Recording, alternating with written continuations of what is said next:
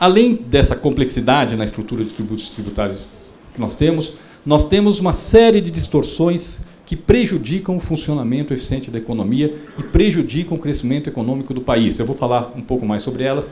Primeiro, cumulatividade. Segundo, uma incidência sobre os bens de capital, aumentando o custo de investimentos. Terceiro, uma tributação das exportações. E quarto, talvez o principal problema de todos, é a guerra fiscal entre os estados. Então, falando um pouco sobre cada um desses problemas. A cumulatividade resulta de quando um tributo incide na cadeia produtiva e não gera créditos para as fases seguintes de produção.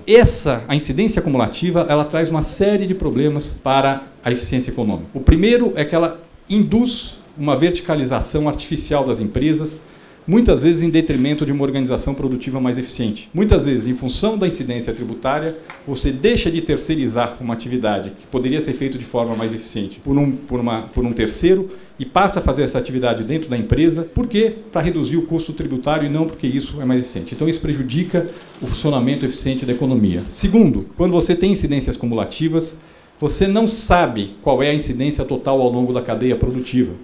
E, portanto, isso acaba levando a uma oneração dos investimentos e uma oneração das exportações, que não, você acaba, então, cobrando tributos indiretos nos investimentos e cobrando tributos indiretos nas exportações. O que, do ponto de vista de um sistema tributário ideal, é um enorme erro de desenho. O sistema de tributos indiretos ideal é um sistema em que você tributa, você desonera completamente as exportações, desonera completamente os investimentos, porque isso tem um impacto muito positivo sobre o crescimento da economia, e onera as importações exatamente como se onera a produção nacional. Este desenho, esse modelo de sistema de tributos indiretos neutro, é um modelo de tributação do consumo.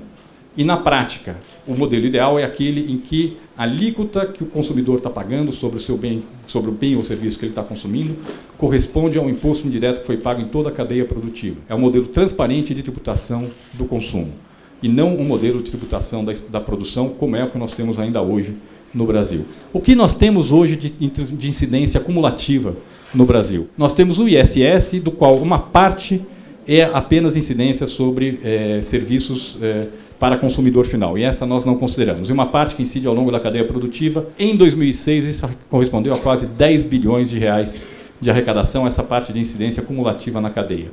A CID Combustíveis, igualmente, embora na cadeia de produção de petróleo ela seja não cumulativa, como ela não gera crédito para os consumidores de combustível, ela acaba tendo o efeito de um tributo cumulativo. De novo, excluindo uma estimativa de incidência para os consumidores finais, chega a quase 4 bilhões de reais de incidência cumulativa. Mas o principal problema de cumulatividade que nós temos hoje na estrutura tributária brasileira é o fato de que, mesmo nos tributos não cumulativos, como o PIS e a COFINS e o ICMS, uma parte dos insumos adquiridos pelas empresas não gera crédito na cadeia produtiva. Então, apenas para dar um exemplo, a eletricidade utilizada numa fábrica gera crédito de ICMS, PIS e COFINS. A eletricidade utilizada pela empresa no escritório, ela não gera crédito de ICMS, PIS e COFINS porque ela não foi incorporada fisicamente no produto final. Agora, o escritório é necessário para o funcionamento da empresa, assim como a fábrica. A empresa, se tiver só a fábrica e não tiver escritório, ela não funciona. É um custo para a empresa da mesma forma. Então, nós temos aí uma falha do sistema no regime não cumulativo no Brasil, que leva, na verdade, a um conjunto de créditos tributários que não são apropriados pelas empresas, da ordem de 17 bilhões de reais no caso do ICMS e 13 bilhões de reais no caso do PIS e da COFINS. É um volume bastante expressivo de créditos tributados não apropriados, que acabam tendo como efeito onerar os investimentos e onerar as exportações brasileiras, prejudicando o crescimento do país. No agregado, no total, o que nós estimamos como incidência acumulativa chega a quase 44 bilhões de reais, ou seja, quase 2% do PIB, a partir de dados de 2006. Segundo problema, nós temos uma desoneração incompleta dos investimentos no país. Além da incidência acumulativa que prejudica os investimentos, nós temos um fato que é o seguinte: quando você compra uma máquina ou um equipamento, você paga ICMS e paga PIS e COFINS sobre aquela máquina e equipamento. E você se apropria. No caso de PIS e COFINS, os créditos relativos a esse PIS e COFINS pago na máquina e equipamento é apropriado em 24 meses, à razão de 1,24 por mês.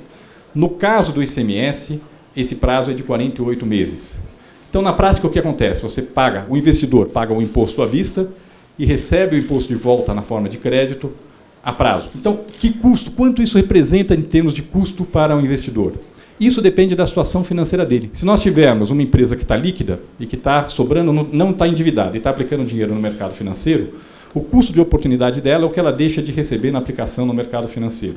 Hoje, então, se a gente usar a taxa da Selic como o que ela poderia receber no mercado financeiro, este prazo de 24, 48 meses representaria algo como um aumento de 2,6% no preço da máquina que ela está comprando.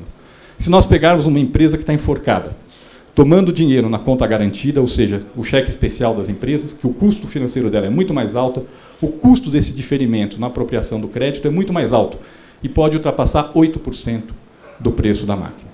Então, na prática, em função deste prazo que nós temos aí de apropriação de crédito, PIS, COFINS e ICMS, nós estamos onerando o investimento e principalmente onerando o investimento para aquelas empresas que estão numa situação financeira menos confortável. E isso pode chegar a um impacto relevante no custo das máquinas e equipamentos. Isso daqui, eu queria deixar bem claro, tem um impacto bastante negativo sobre o crescimento econômico. E aqui até quero falar um ponto que às vezes as pessoas não sabem. A mudança que foi feita no PIS e COFINS com a não cumulatividade, ela permitiu desonerar os investimentos.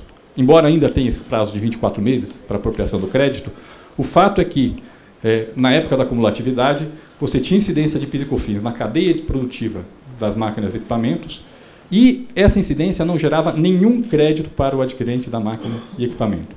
Era uma cadeia longa, nós estamos falando aí de uma incidência que podia chegar a 9%, 10% do preço da máquina ao longo da cadeia. Hoje, ele já pode se apropriar do crédito, é verdade, em 24 meses, mas isso teve um impacto de fato de redução do custo dos bens de capital no Brasil. E esse é um dos motivos pelos quais nós estamos hoje crescendo com uma alta taxa de investimento. Essas mudanças têm efeito, sim, sobre o potencial de crescimento do país, o potencial de investimento do país. Uma das razões pelas quais, não a única, óbvia, mas uma das razões pelas quais hoje nós estamos crescendo num ritmo acelerado e com um ritmo de expansão dos investimentos bastante forte. Estamos falando, então, no ano passado o PIB cresceu 5,4%, a formação bruta de capital fixo, ou seja, o investimento, cresceu 13,4% no ano passado. Estamos crescendo com um nível elevado de investimento e uma das razões que explica isso são as mudanças estruturais que foram feitas no passado.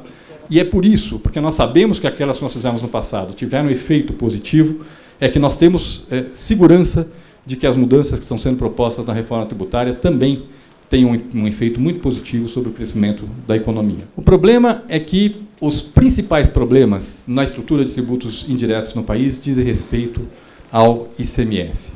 E dizem respeito principalmente a uma característica do ICMS, que é o fato que nas transações interestaduais, nas transações entre estados, uma parte do imposto é retido no estado de origem e uma parte do imposto é apropriado no estado de destino da mercadoria. Então, o que nós temos no ICMS? Nós temos uma alíquota de 12% que permanece no estado de origem nas transações interestaduais. Então, por exemplo, se a alíquota é 18%, fica 12% no estado de origem e 6% no estado de destino. E temos nas vendas do Sul e Sudeste, exceto Espírito Santo, para os demais estados, uma alíquota de 7%. Essa tributação na origem, nas transações interestaduais do ICMS, ela gera uma série de distorções. Uma das distorções é que isso leva a um sério problema de acúmulo de crédito de ICMS por parte dos exportadores. Por quê? Porque o exportador é imune, ele não tem débito de ICMS. Mas, muitas vezes, a empresa exportadora comprou insumos em outro estado e pagou ICMS em outro estado. E o estado onde está instalada a empresa resiste muito a ressarcir em dinheiro créditos de ICMS relativos a tributos que foram pagos em outros estados. E cria uma série de obstáculos para que as empresas recuperem esses créditos. Nós estamos falando aí, no final de 2006, nós tínhamos mais de 15 bilhões de reais de créditos acumulados de ICMS. E essa acumulação de crédito de ICMS dos exportadores, essa resistência dos estados a ressarcir os exportadores, tem impacto, sim, sobre a competitividade e o investimento no país. Eu, pessoalmente, conheço uma empresa que simplesmente foi abrir uma fábrica na China porque falou, olha, eu estou num estado, o estado não me devolve os créditos ICMS nas exportações, eu sou uma empresa civilmente exportadora, se eu recebesse o crédito ICMS, eu faria investimento no Brasil. Como eu não consigo recebê-lo, eu vou fazer um investimento na China. Nós estamos perdendo investimentos por conta dessa distorção.